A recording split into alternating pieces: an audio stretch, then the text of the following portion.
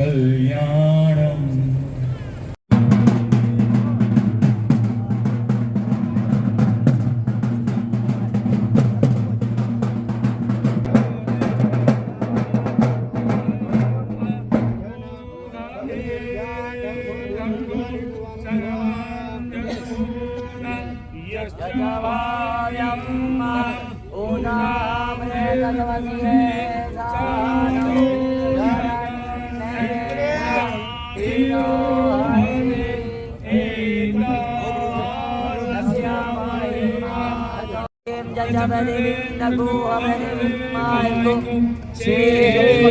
नमोस्तु सर्वेभ्यो मनुजयन्तरिक्षे जयदिविदेभ्यः सर्वेभ्यो नमः। नमस्ते वास्तु पुरुष भूषय्या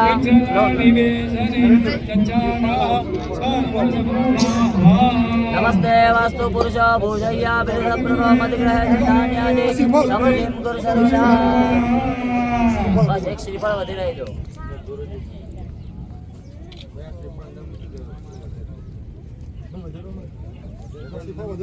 एक श्रीफल नो फोटो ले लो खाली आई जाओ अब फोटो पालो ना हां बस ત્યાં આવી જાઓ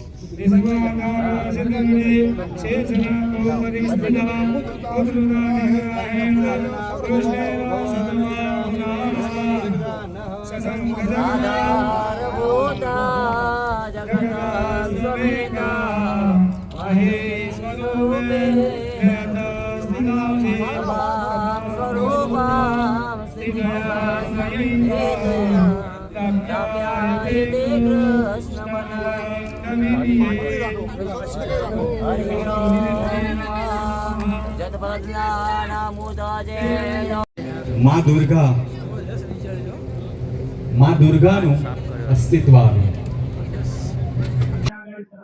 બ્રહ્માંડનો સૌપ્રથમ અને સૌથી મોટો સિંહ આકારનું મંદિર બનશે, જેની અંદર મા દુર્ગાની મૂર્તિ 21 ફૂટની રહેશે।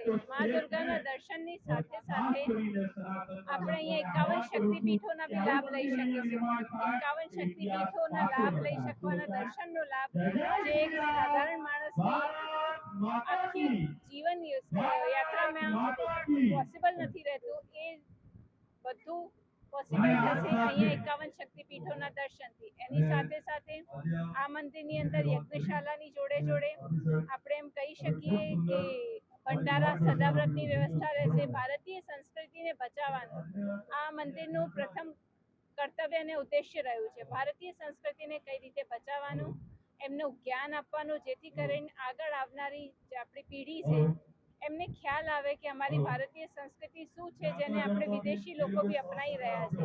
ભારતીય સંસ્કૃતિને બચાવવાનું મેઇન ઉદ્દેશ્ય મા શક્તિ આશ્રમ અને મા દુર્ગા મંદિરનું રહેશે। અહીંયા સદાવ્રતની સુવિધા રહેશે, ફ્રી મેડિકલ સુવિધાઓ બી રહેશે। એના સિવાય બી ગરીબ બચ્ચાઓ અને ગરીબ જે દીકરીઓ છે ગામની અને આજુબાજુના ગામની, એમને દત્તક લઈને એમની શિક્ષા, એમની જીવન જરૂરિયાત બધી જ વસ્તુઓની પૂર્તિ કરવામાં આવશે। બાંધકામ હવે આ મંદિરનું ચાલુ થશે, પ્લાન પાસ કરવા મૂક્યું છે। જે બી સરકારી કામકાજ જે હોય, પેપર વર્ક જે સરકારી કામકાજમાં હોય એ બધું પૂર્ણ થયા પછી એ મંદિરનું કાર્ય ચાલુ થશે। એક જ પથ્થરમાંથી માં દુર્ગાની 21 ફૂટની મૂર્તિ બનવામાં આવશે અને આ બધાના સહયોગથી જલ્દમાં જલ્દ જેટલું બની શકે 2 થી 3 વર્ષની અંદર અંદર આપણે કોશિશ કરીશું। મા દુર્ગા માની મૂર્તિની ખાસિયત એ રહેશે કે એક તો 21 ફૂટની ઊંચી રહેશે। એના સિવાય એક જ પથ્થરમાંથી બનશે અને એ પથ્થર આવશે ઔરંગાબાદમાંથી લાવવામાં આવ્યો છે।